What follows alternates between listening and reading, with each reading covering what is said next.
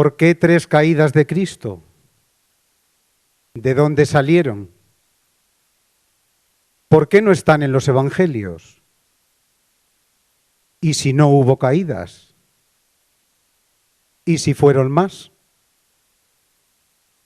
Sin embargo, la tradición ha marcado 3 caídas en el camino de la cruz que van conduciéndole a la muerte y van despojándole cada vez más de sí mismo y de los suyos. Despojado hasta el extremo, desfigurado, no parecía hombre. En la primera caída quedan atrás el dolor y la ternura de su madre, la misericordiosa piedad de la Verónica y la obligada piedad del Cirineo que alivia el peso de la madera. En la segunda caída quedan atrás las hijas de Jerusalén y su falso llanto. Y en la tercera caída es despojado de sus ropas a cambio de los 3 clavos que lo coserán a una cruz que ni siquiera es suya, nuestra cruz. Tras interminables caídas del martillo sobre la cabeza de los clavos. 3 caídas que venían ya de lejos, pues en el huerto de Getsemaní, los 3 apóstoles escogidos por Jesús para acompañarle en los momentos de agonía previos a su pasión, por 3 veces cayeron dormidos. Por 3 veces Jesús volverá a caer postrado en angustia y oración, cada vez que se levante para recordar a sus dormidos discípulos: velad y orad para no caer en tentación. De ello se hace eco el Padre Nuestro: no nos dejes caer en tentación y líbranos del mal. Pero vayamos mucho más lejos, al comienzo de todo, a la primera de todas las caídas, cuando Adán y Eva, hechos a imagen y semejanza de Dios, dialogan con la serpiente y caen en el engaño de querer ser como Dios, pero sin Dios, y en lugar de divinizarse, se convierten en serpientes. En lugar de parecerse a Dios por creación, acaban pareciéndose al demonio por elección, y el paraíso amenaza convertirse en infierno. Pero esta primera caída, aparentemente única, de comer del fruto prohibido, esconde en su seno una triple caída: la de perder el vestido de gracia con el que fueron creados, sintiéndose incomprensiblemente desnudos; la de perder su amistad con Dios, escondiéndose de Él en lugar de recurrir a Él como siempre lo habían hecho, ya que es el único que puede hacer algo por ellos en su nuevo estado: perdonarles. Y finalmente, la de echarle la culpa a Dios de todo lo ocurrido en su soberbia recién adquirida, enemistándose con Él. Pues bien, a la caída de nuestros primeros padres en el paraíso, en desobediencia y desamor, van a corresponder después las 3 caídas en obediencia y amor de nuestro Señor Jesucristo en el camino de la cruz, quien también fue despojado de sus vestiduras. Se reparten mi ropa y echan a suerte mi túnica. Sintió que Dios se escondía de él. Dios mío, ¿por qué me has abandonado? Aunque Él no se escondió de nosotros. Le escupían e insultaban, pero Él no escondía su rostro. En ningún momento culpó a Dios ni perdió su filiación con Él. Padre, todo está cumplido. En tus manos encomiendo mi espíritu. Esta disposición de Jesús en mansedumbre y docilidad al Padre, al amor a Él y a nosotros, tan lejana al egoísmo de Adán y Eva, va a ser el fundamento de nuestra salvación. Las 3 caídas de Jesús, cargado con la cruz, encierran gran riqueza de significados. Vamos a reproducir estas caídas de Jesús en su camino al Calvario en las heridas del hombre de hoy. Las 3 caídas de Jesús son también un viaje al fondo del dolor humano.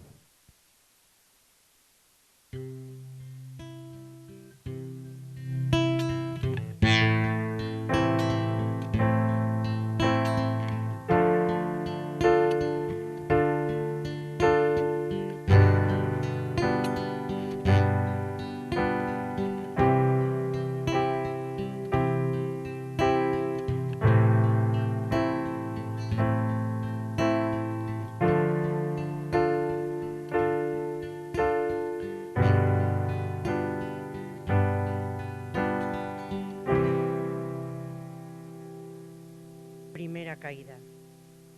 Entonces el tentador lo llevó a la ciudad santa, lo puso en el alero del templo y le dijo: si eres hijo de Dios, tírate abajo, porque está escrito: a sus ángeles ha dado órdenes para que cuiden de ti. También te llevarán en volandas para que tu pie no tropiece con piedra. Jesús le repuso: también está escrito: no tentarás al Señor tu Dios. Por lo demás, haceos fuertes en el Señor con su energía y su fuerza, para poder resistir las maniobras del diablo. Poneos la armadura de Dios, para que en el día malo podáis resistir y permanecer firmes a pesar de todo.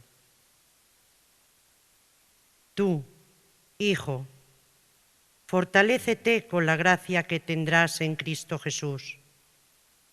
Entonces no seremos ya niños, a los que mueve cualquier oleaje o viento de doctrina, y a quienes los hombres astutos puedan arrastrar al error.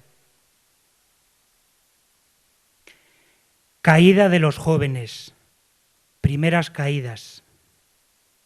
Caerse es condición de la fragilidad humana y exige reconocer los propios límites frente a los obstáculos, las sorpresas y las tentaciones. Levantarse es una exigencia de la continua conversión y de la voluntad ayudada por Dios. En este mismo sentido moral, tampoco Cristo estuvo libre de tropiezos. No cayó, pero anduvo en la cuerda floja de la duda varias veces. En todo semejante a nosotros, menos en el pecado. Las tentaciones de Cristo al inaugurar su misión van dirigidas contra el sentido total de su razón de ser. En ellas se les plantea la duda de si el programa que el Padre le ha trazado va a servir para algo o de si debe retirarse a tiempo. La primera caída física de Jesús camino del Calvario, así como las primeras tentaciones en el desierto, nos remiten a los primeros fracasos de los jóvenes que inauguran la vida.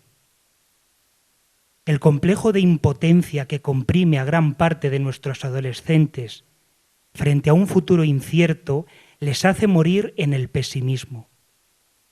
Y el momento de la desmoralización es un terreno bien abonado y muy propicio para todo género de tentadores. En la vida de todo ser humano hay unas primeras caídas.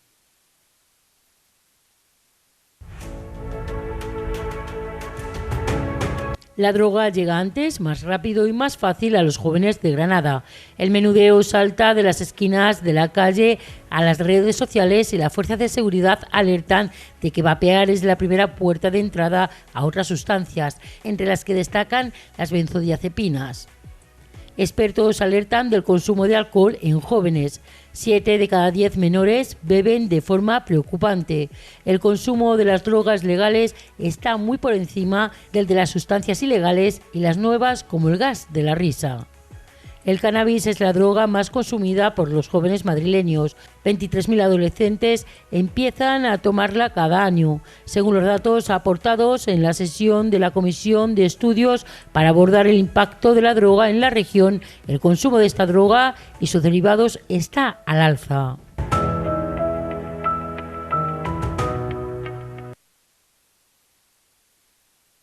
Estos son algunos ejemplos de las noticias de jóvenes caídos en nuestra sociedad.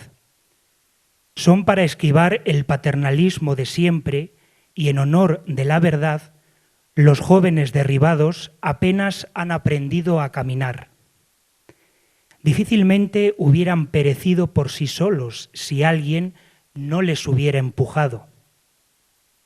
En estos casos ha sido el paro laboral forzoso, en otros un hogar desgarrado por la distancia y la discordia, casi siempre las sutiles incitaciones al consumo y las engañosas apelaciones a la libertad. ¿Dónde están entonces los últimos culpables? ¿Dónde están los responsables de la zancadilla que les hizo caer a estos jóvenes? Sobre estos chicos aparentemente libres y despreocupados, revolotean como aves de rapiña especuladores, traficantes y hasta empresarios bien considerados. Sobre ellos se cierra un mañana confuso y amenazado. Les hemos matado muchas ilusiones. A cambio, ponemos ante sus ojos escaparates coloristas de egoísmos disfrazados que es mejor no mirar. Al igual que les ocurrió a Adán y Eva en el paraíso ante la falsa libertad ofrecida por la serpiente. Hasta cierto punto resulta fácil ignorar a estos chicos, temerlos, encerrarlos, despreciarlos o compadecerlos. Pero, ¿cómo recuperarlos? Los centros de rehabilitación son una especie de albergues para jóvenes descarriados. Son difíciles estos muchachos, sinceros hasta la injusticia, menos ingenuos y más experimentados de lo que algunos desearían, pero no inaccesibles. Nadie hay inaccesible al cariño desinteresado. Por este camino no es imposible hacerles entender los motivos del Cristo que se levanta después de cada caída.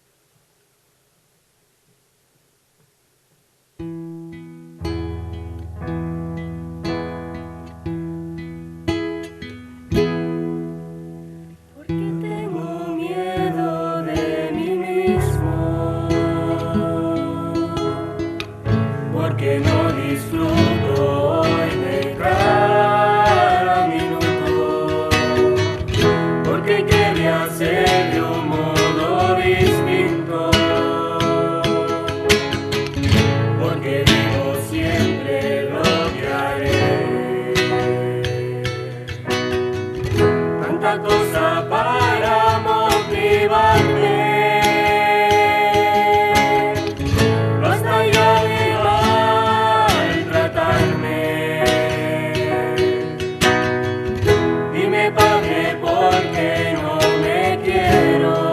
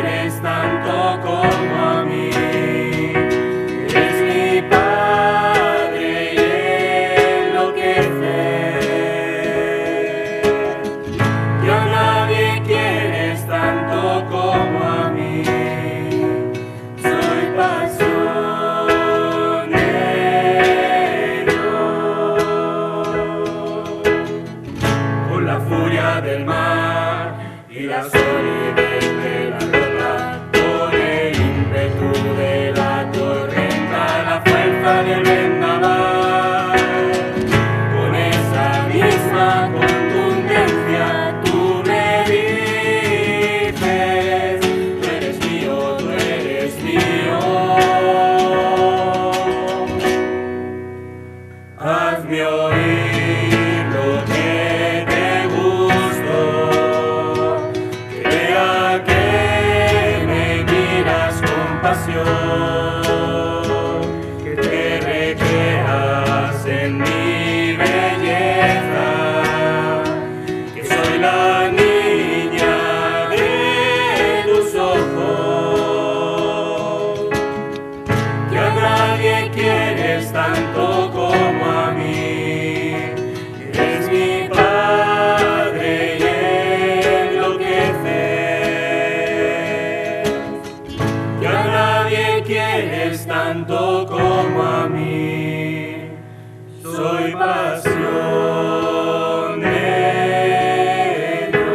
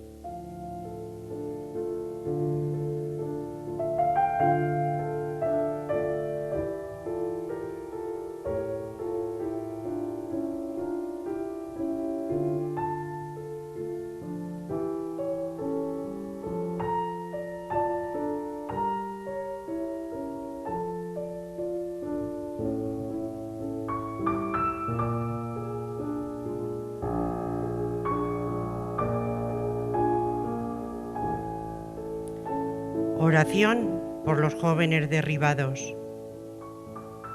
Señor, ser joven hoy requiere mayor temple, fuerza y equilibrio que en otras épocas, y requiere mayor serenidad para hacer el camino por áspero que sea. Por eso tú, Cristo, aunque preveías el fracaso, preferiste la lucha hasta el final a cualquier evasión. Finalmente, rechazaste el vinagre que alguien te ofreció para mitigar los dolores de la crucifixión. Los jóvenes son fuertes, sin embargo, también los hay demasiado dóciles y obedientes a los dictados de quienes los incitan, halagan y manipulan. Pretenden libertad, pero se enredan en madejas de sexo, drogas y violencia. Nos preocupan, Señor, todos los jóvenes derribados, aquellos a quienes arrastra la corriente, los que caen por falta de entrenamiento o de voluntad, a causa de su vida cómoda y regalada, los que viven en abundancia su debilidad, los que han venido a ser terreno conquistado, los que venden su cuerpo, los que no saben encajar deportivamente, los que nunca aprendieron a caminar en libertad sin saber a todas las presiones, los chicos sin conciencia del bien y del mal. Pero también nos duelen los jóvenes demasiado seguros, los engreídos, los que creen tan firmes que si alguna vez caen, nunca se lo perdonan, los que por no comprender las derrotas ajenas les cuesta un triunfo levantarse de las propias, los que saben que solo los fuertes no se bambolean, pero ignoran que tú amas con predilección al débil que no reconoce sus límites. Jesús, te pedimos por unos y por otros. Traza tú la meta seductora para sus vidas. Saca fuerza de su debilidad. Que tu alegría sea su fortaleza. Pon sobre ellos alas como de águilas para que corran sin fatigarse.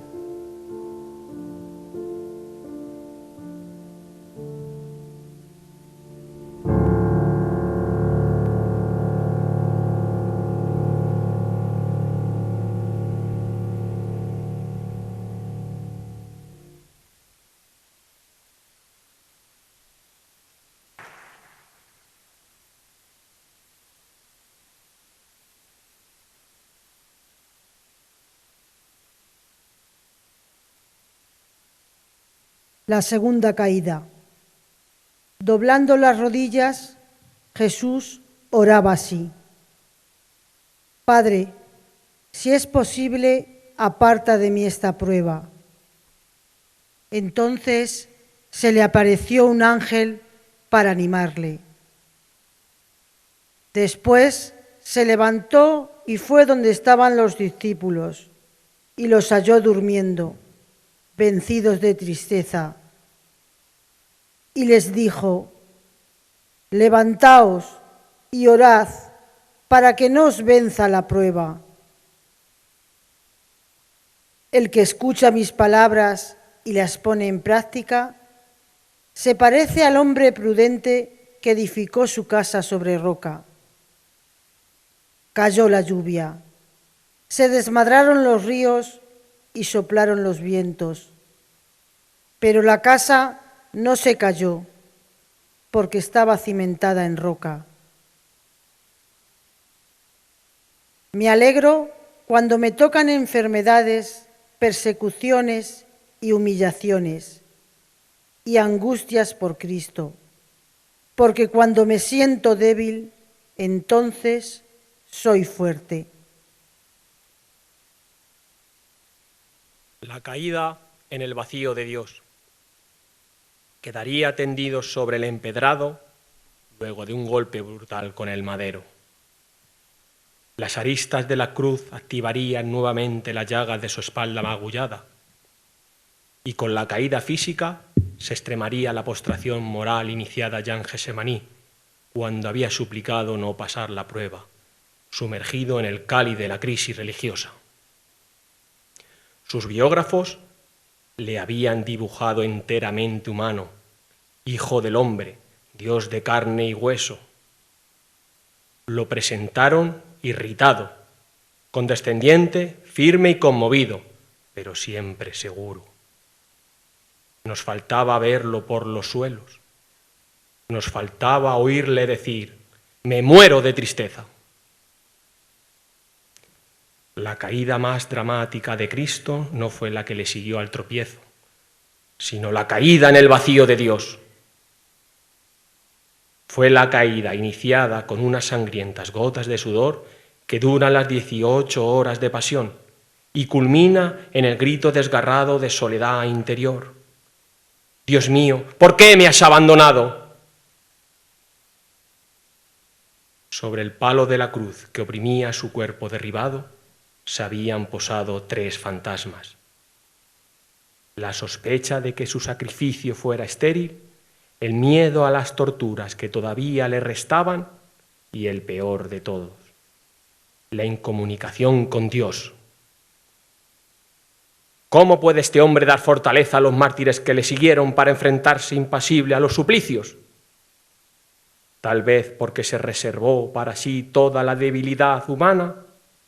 Solo hay una respuesta. Esa piedra que le hizo caer fue la misma que le ayudó a impulsarse y seguir adelante. ¿Qué es lo que hoy en día puede hacer que un ciudadano cualquiera de uno de los países más confortables y aparentemente felices de la Tierra no le encuentre atractivo a la vida?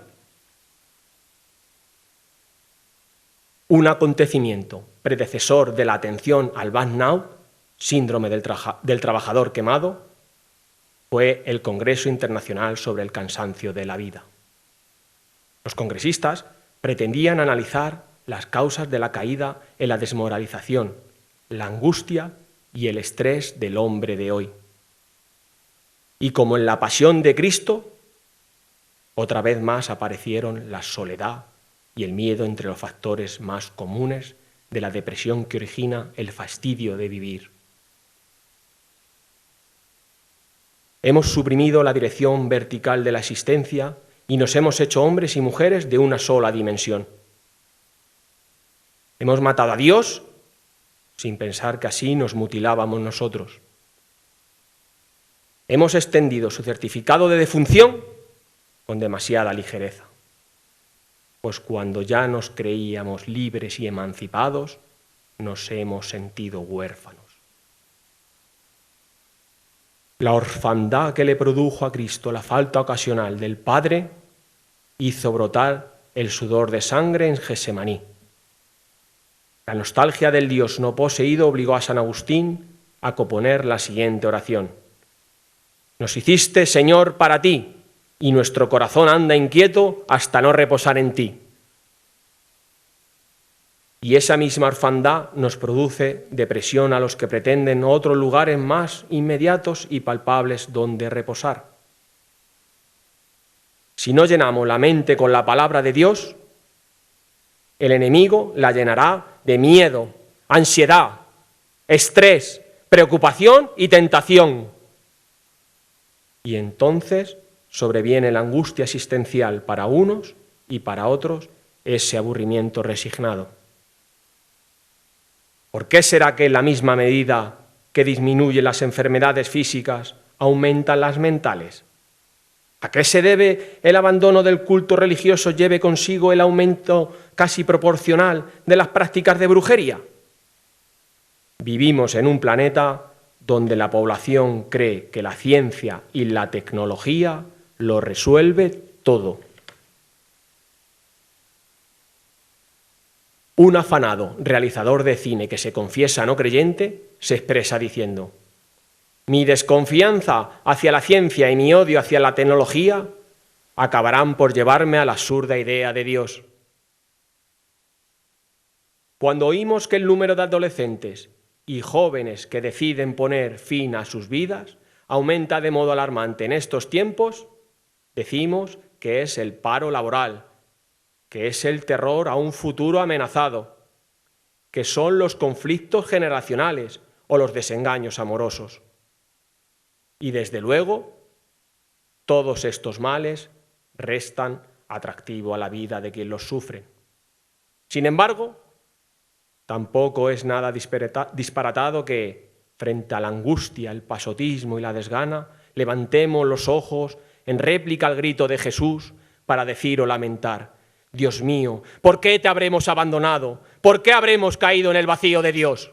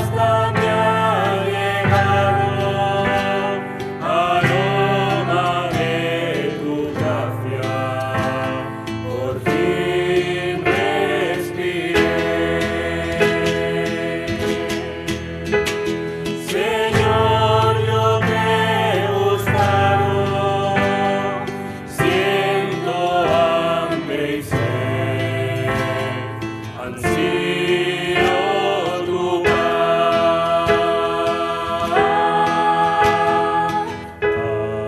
Árdete a mí, belleza infinita. Árdete a mí, árdete a mí, belleza siempre antigua y siempre nueva.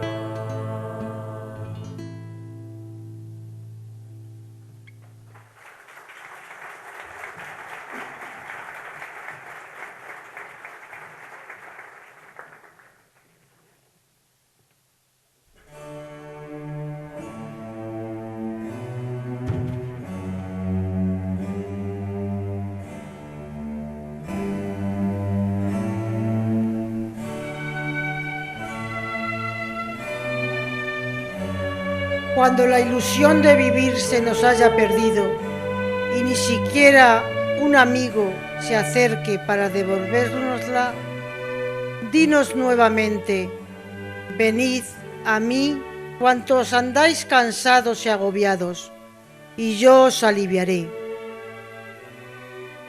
Cuando hayamos caído en el abismo, nos veamos hundidos, se oculte la salida y se agiten las aguas, tiende como un puente bajo nosotros tu impalpable mano.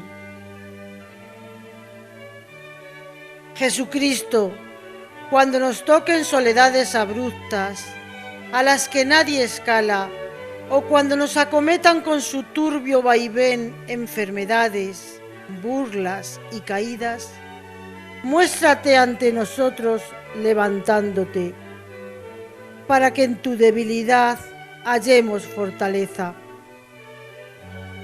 Que, a pesar de la triple cruz del desaliento, la soledad o el miedo que cae sobre nosotros y amenaza aplastarnos, acertemos a decir como Pablo: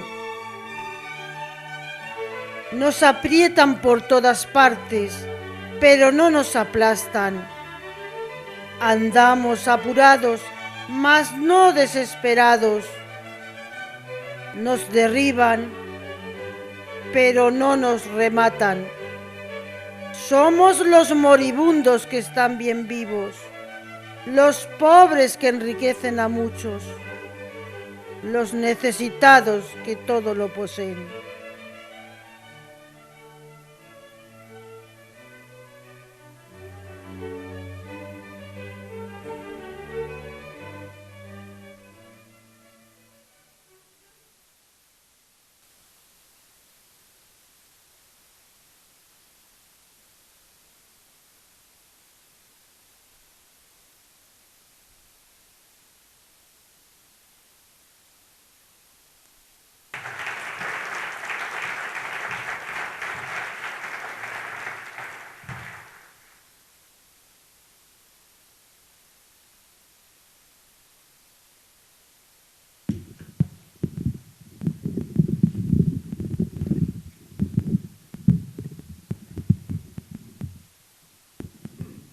La tercera caída. Jesús dijo al paralítico: te lo ordeno, toma tu camilla y vuélvete a tu casa.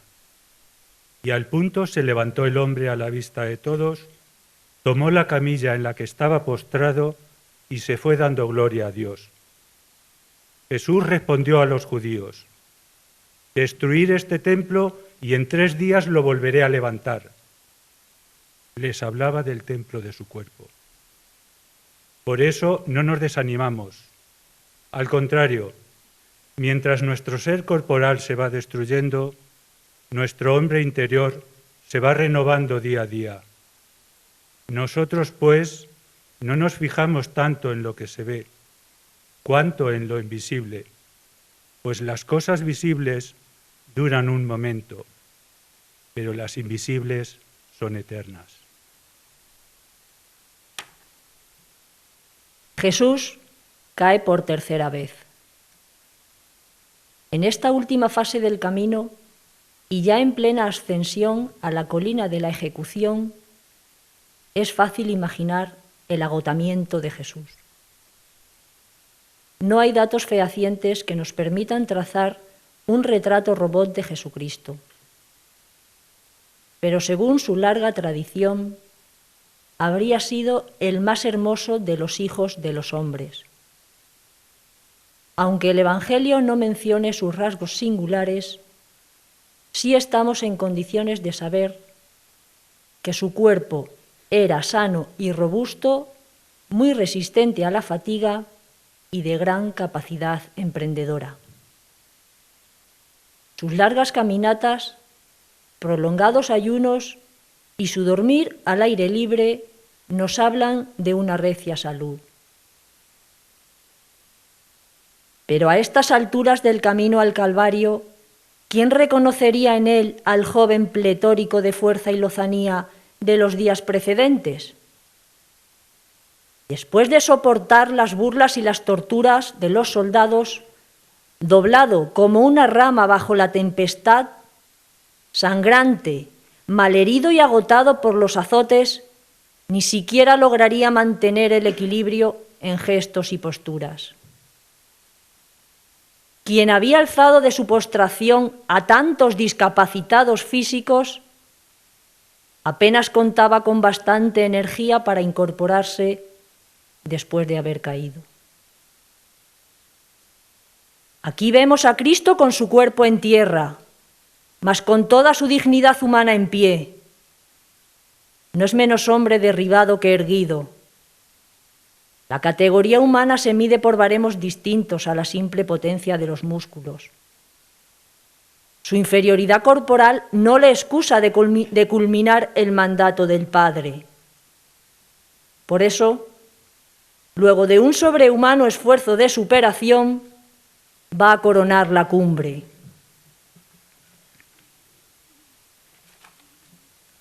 Los campeones en humanidad. Estos últimos meses hemos podido ver en las redes sociales de un centro de entrenamiento personal de nuestra localidad la evolución de una mujer donde levantarse del suelo ha sido un gran logro de los muchos que ha conseguido en los más de 5 años que lleva enferma. No es para maravillarse el ver a una mujer levantarse del suelo, pero deja atónito saber que esta mujer, tras sufrir un ictus, perdió todo su lenguaje y movilidad física, pero nunca su dignidad humana. Hay otros muchos ejemplos que sirven de positiva reacción y estímulo a tantos millones de personas que a causa de enfermedades o accidentes perdieron sus fuerzas o se vieron privados de algunas de sus facultades. Los hay que caminan en una cruz de ruedas, habitantes del mundo del silencio o de la sombra, necesitados de una mano amiga para cruzar la calle, o resignados a no poder salir de casa. ¿Tiene Jesús algo que decir a todos los crucificados en alguna discapacidad física? ¿Hay caminos en que puedan hallar su integración social y el equilibrio, además del camino tantas veces imposible de la curación? Indudablemente que sí. Están, en primer lugar, las capacidades latentes, aunque no descubiertas aún en muchos casos, con que la naturaleza humana compensa a quienes ha negado otras. En el penoso esfuerzo de Cristo al incorporarse del suelo, pueden hallar energía para encontrar la utilidad de sus vidas. Pero aunque solo pudieran sobrellevar digna y decorosamente sus insuficiencias, el testimonio de ese coraje ya sería de gran utilidad para todos nosotros. Muchas de estas personas o sus familias se pueden preguntar: ¿por qué a mí? ¿Por qué me tiene que ocurrir a mí con tanta gente como hay en el mundo? No somos más que otros para que no nos puedan pasar estas cosas. Pese a haber perdido alguna habilidad física, han ganado muchas cosas. Han ganado corazón. Se aprende a preocuparse por cosas terribles que pueden aparecer un día, pero siempre hay un claro en el futuro. No tiene que faltar valor, pero también hay que encontrar apoyo en los demás, en la familia, en los amigos, en los servicios sociales. Porque estas personas con discapacidad necesitan, como segundo camino de rehabilitación, la ayuda y defensa de quienes les rodean. Sin embargo, ayudar y defender hoy a los discapacitados no debe reducirse a ser con ellos simpáticos y misericordiosos. Hay ocasiones en que la misericordia ofende. Reconocer y levantar a estos hermanos nuestros no puede consistir solo en amparar, en bendecir o en organizar peregrinaciones en busca de milagros. Consiste sobre todo en conseguir su integración social.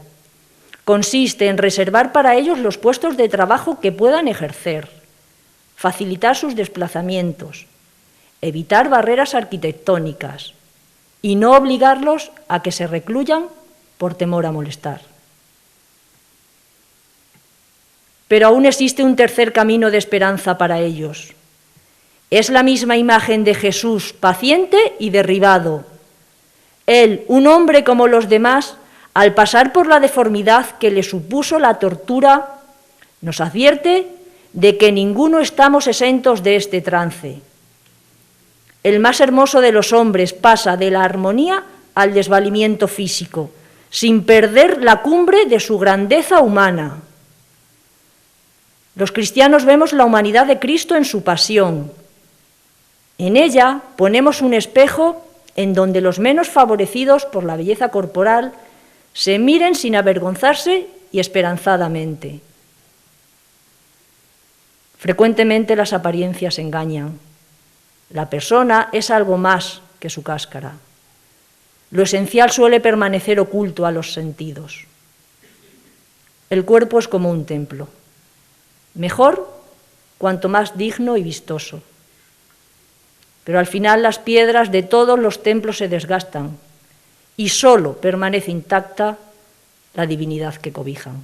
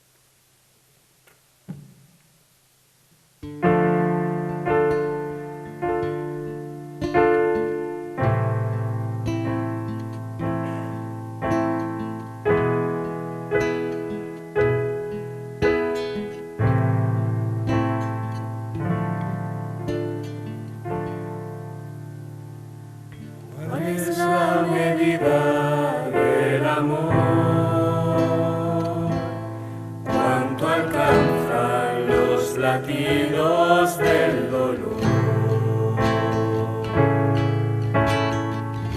Padre mío, dales tu perdón, aún no saben que esas manos son de Dios. Se conmueve el universo en cada golpe, silencio deja hablar al corazón. Un madero y unos clavos empapados de la sangre del más bello Redentor.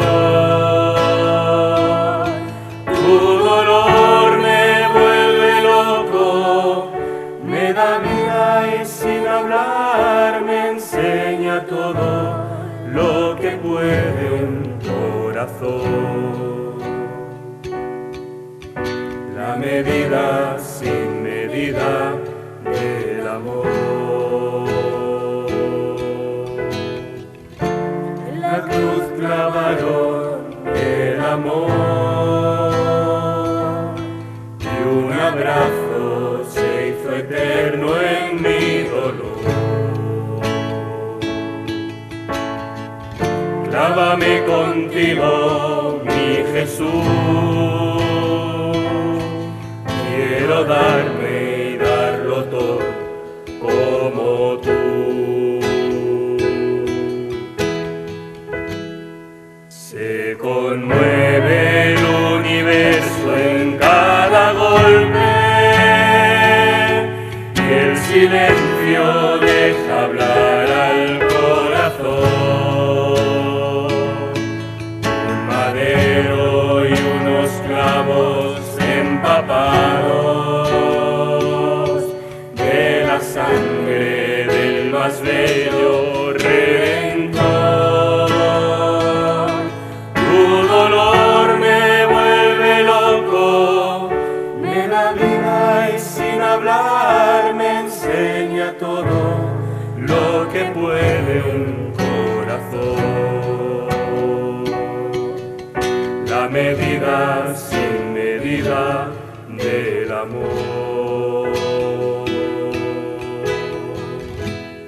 Tu dolor me vuelve loco, me da vida y sin hablar me enseña todo lo que puede un corazón. La medida sin medida del amor.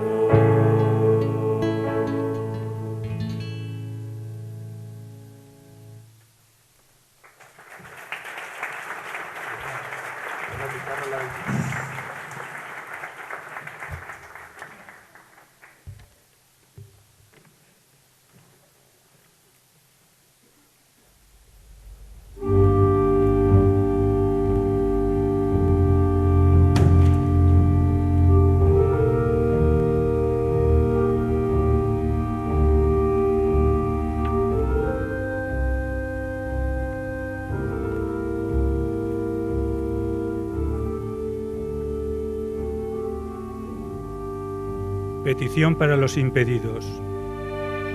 Tus hermanos los débiles, a quienes diste bríos, salud, amor y motivos para levantarse, conviven hoy también esperan hoy entre nosotros. Señor, no te pedimos milagros para ellos, pues mejor que nosotros, tú conoces cómo debes de tratar a tus hermanos discapacitados. Pero sí demandamos de tu fuerza, ternura suficiente y suficiente tino para saber tratarlos. Ellos nos dan lecciones de entereza y ofrecen esa nueva y serena relación consigo mismos que a través del dolor han descubierto. Son el árbol podado que da los mejores frutos. Son el soldado herido que levanta sus brazos en señal de victoria. Son nuestra gran reserva de humanidad.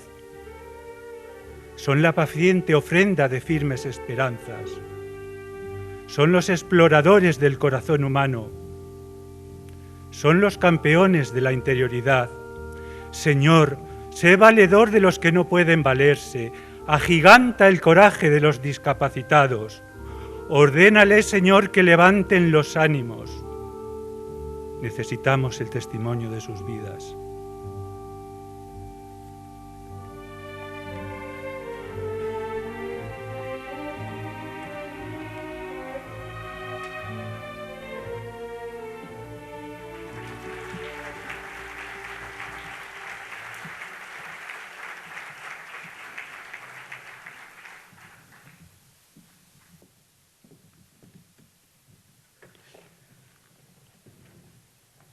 Finalizamos esta reflexión en cada una de las caídas de Jesús camino al Calvario en el hombre de hoy. Estas 3 caídas hacia la muerte en el camino de la cruz, puestas en orden inverso, en el orden de la misericordia, pueden repetirse en nosotros en el camino de la conversión, en nuestra ruta hacia la vida. Pueden servirnos de esperanza. Su tercera caída, tras la que fue despojado de todo menos de su divinidad, se convierte en nuestra primera levantada, cuando despojados de todo de lo que no es Dios, caemos en la cuenta de nuestro error y ponemos al verdadero Dios en el centro de nuestras vidas, quien pasa de ser el último resto de nuestro despojo, pues como es fiel, no se ha ido. Su segunda caída, tras la que fue llorado y compadecido por lastimeras profesionales, llega nuestra segunda levantada, pues al tener ya al Señor en el centro de nuestras vidas, como Rey eterno de nuestro corazón, de quien recibimos cuanto necesitamos para ser felices, podemos acoger ahora lo que los demás nos pueden ofrecer: cariño, cercanía, amor, lágrimas, sonrisas, en la medida y manera en que les salga, sin juzgarles ni exprimirles.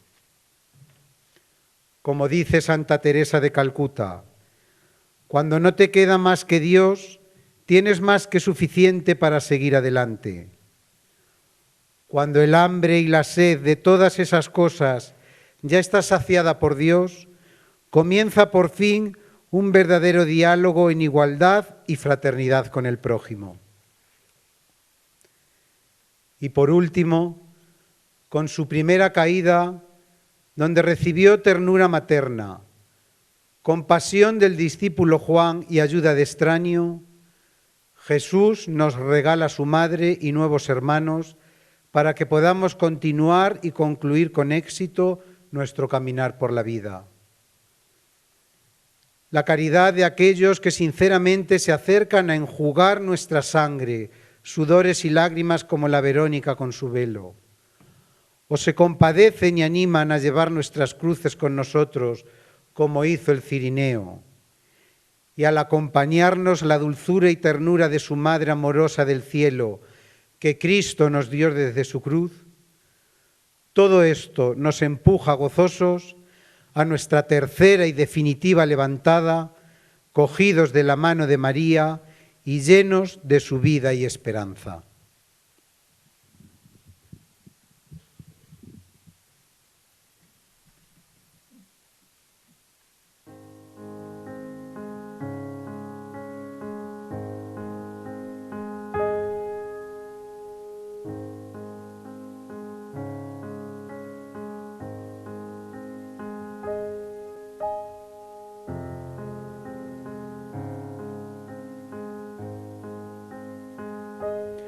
Oh Virgen de la Esperanza, poderosa intercesora en momentos difíciles, hoy acudimos a ti con humildad y confianza, sabiendo que tu amor y misericordia son infinitos y que siempre estás dispuesta a escuchar nuestras plegarias.